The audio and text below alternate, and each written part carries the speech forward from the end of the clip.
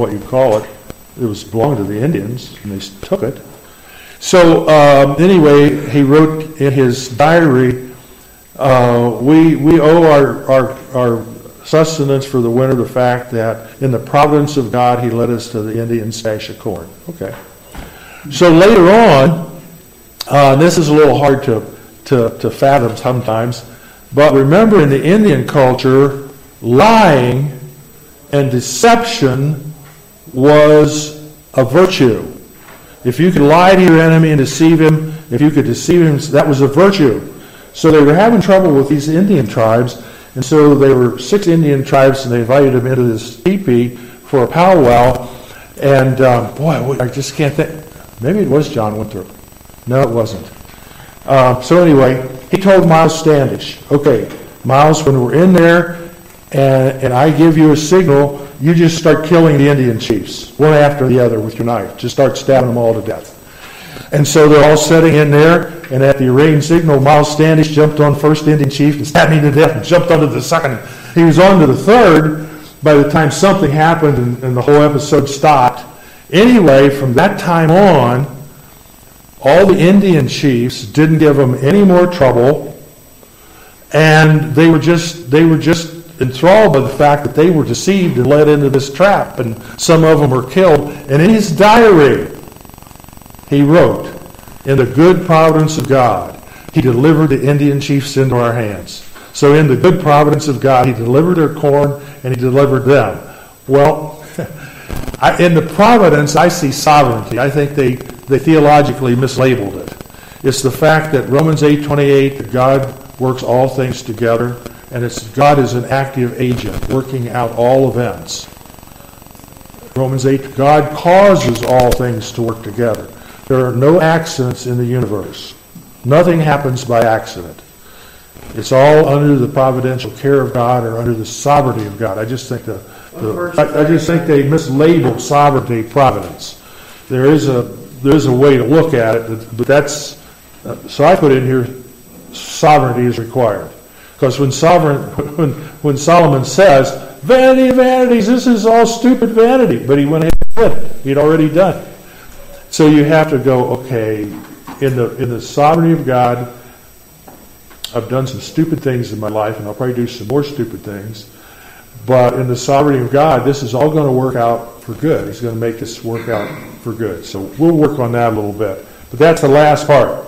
You have to have a strong belief in the sovereignty of God. So now back to the front sheet of this, which is the 4 parts of part 1 of part 4. You got me here? No human enterprise under the sun is sufficient to meet our life needs. Somebody has to help me here with time. Rhonda, you're the time person. Where are we? Where are we with time, Rhonda? 9:57. So I'm lost there. Okay, I got almost. Okay, I got almost a half an hour. Okay, I got 20 minutes. Okay, so while we're right there, Rhonda and her birthday, her 80th birthday with fireworks. Now we're having this conversation downstairs. Rhonda, and where did he go? There. Okay, Fred. I remember one time I was telling someone, I grew up in West Virginia too, on a farm, that I had never had a birthday party in my life, ever, as a kid. And I didn't know anyone else who ever had a birthday party. None of the kids I went to school with had birthday parties. It was an unheard of thing. No one said, oh, come to my birthday party. We got invitations. Now, we may have been a little off there. I have no idea. But as kids, how many never had, as a kid, a birthday party? There we go. There we go. So we now live in a world where birthday parties cost, normal birthday parties for normal kids cost hundreds if not thousands of dollars, and birthdays for celebrities cost hundreds of thousands of dollars for celebrities' kids. You know, they get the new Rolls Royce or they get the new Jaguar or whatever, and they get a comedian flown in to a top flight guy that's on, so anyway. Normal people like us didn't have birthday parties. And you know what was good about that? I've come to think about that a lot over the years. My importance was not exaggerated. My birthday was not that important. It's just another day. I was a day older, and that's it. It was pretty simple. Today we live in a world where personal importance is exaggerated to an art form. And so the Bible says that none of us should think more highly of ourselves than we ought to think. So anyway, here we go.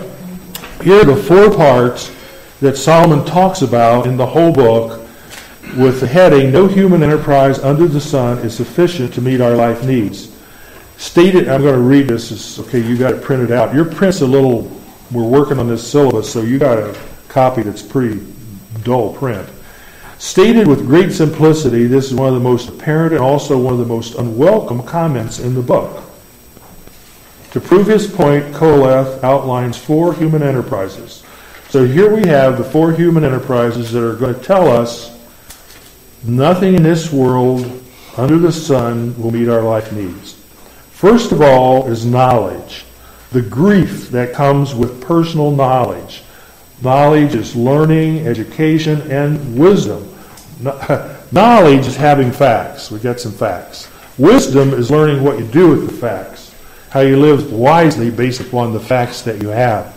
So we want to read just a couple of passages here that he talks about this. And the first is right here in chapter 1.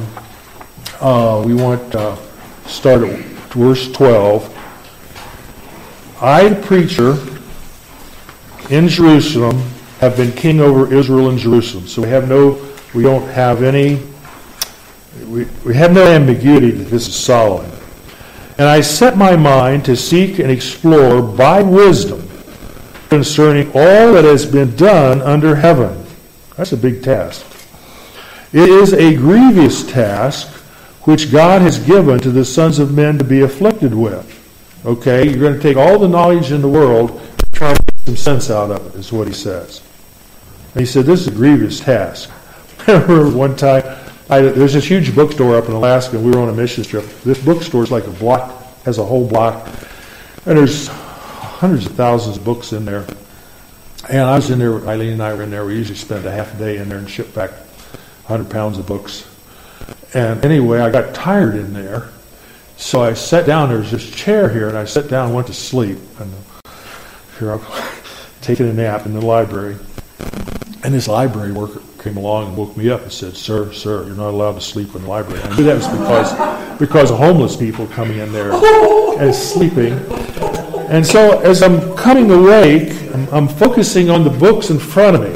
And I happened to sit down in a chair opposite the philosophy section. And there in front of me from top to bottom and in the whole thing were all the philosophers of the world telling you how to make sense of life. And I remember getting my eyes refocused and looking at all these titles, some of which I'd read parts of, and so on. I thought, you guys are a bunch of fools. You can't make sense of life without God. It's just impossible. Only God can help you make sense of life. You're just not going to make it on your own. And that's what Solomon said. He said, I'm taking all the knowledge of the world, I'm trying to make sense of it, and without God it'll make no sense. For instance, when I go to bed at night, lots of times, here's one of the things I thank God for. I thank God that one of the characteristics revealed of him in the Bible is that he is a God of justice. Because I've just come through a day where I've read the newspaper accounts of the atrocities in the world, and I've watched them on news, and I could not go to sleep at night if there was not a God of justice who is going to make all that right one day. Every criminal is going to be punished. Every criminal act is going to be brought, before him and judged. And so you have to have a God of justice to make sense of this world. If this world went on with no justice, I would just be beside myself. I don't know what I would do mentally, emotionally as a human being if I could not be sure that God is going to bring every act to judgment. In fact, that's one of the things that Solomon will say in here, that God will bring every act to judgment. So, Solomon says, without God, none of this knowledge in the world, even if you put wisdom to it, is going to make sense. He continues in verse 14. I have seen all the works which have been done under the sun, and behold, all is vanity and striving after wind. What is crooked cannot be straightened. He must have been talking about governments there. And what is lacking cannot be counted. I said to myself, behold, I have magnified and increased wisdom more than all who were over Jerusalem before me. And my mind has observed a wealth of wisdom and knowledge. Now let's do one thing with Solomon right here in verse 16. Pastor George was working through parts of this, and we were having a discussion in the staff meeting one Monday morning, and he talked about Solomon's wisdom. And I said, George, be really careful. He said, he had all this wisdom and he still did wrong things. How does that work? I said, George, go back to the passage where he asks God for wisdom. He asked God for wisdom in one realm. He didn't ask God for a blanket thing of wisdom. He asked to God, give me wisdom in how to govern this nation.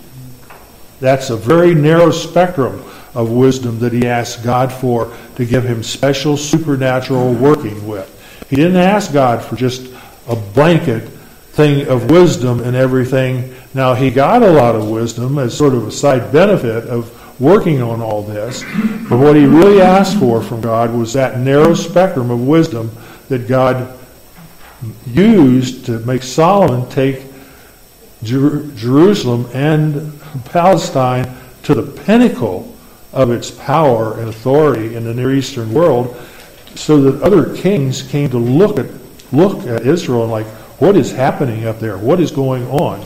Their leader is just... How many of you remember the Bible talks about the Queen of Sheba coming to look at the nation of Israel in an interview with Solomon? Now remember that she was probably a black queen because Sheba was a black country in Africa. And so she had a lot of power. This was a big and powerful country. And a movie was made years ago with Yul Brynner as Solomon. You have to be old enough to remember this. This is back in the 50s. Anyone ever remember seeing that movie?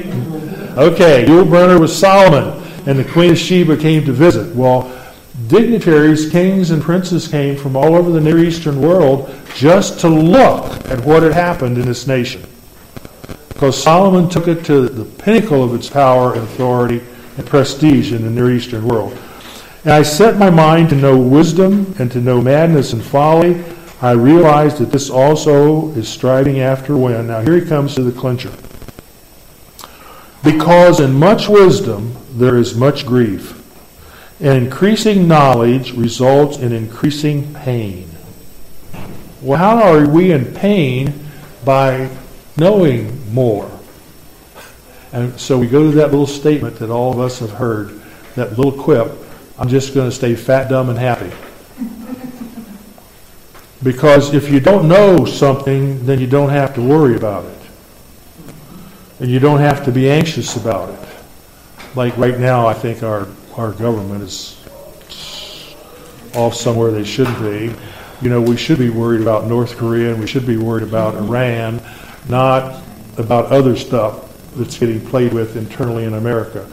But if you just put it out of your mind, or it never goes in your mind, and you never think about it, then you're never going to have pain and grief and anxiety about it. What you don't know doesn't hurt you. That's what Solomon said. But the more you know, you're increasing your potential pain level, grief level, and anxiety level about all kinds of things. So that's what he says. You know, you take knowledge and you apply wisdom to it, and it's a grievous task, he says, which God has given for the sons of men to do. Because with it comes this increasing pain. So that's knowledge. The second one is things. The emptiness of things, or personal possessions. Observation. Man's life does not consist in the multitude of things he possesses. They do not content him now, and he must leave them behind in time. So he says two things. One, they're not going to bring contentment now. And two, you're going to leave them all. So we want to look at chapter 2, and we want to begin at verse 17 of chapter 2. So I hated life, for the work which has been done under the sun, S-U-N, was grievous to me, because everything is futility and striving after wind. Thus I hated all the fruit of my labor,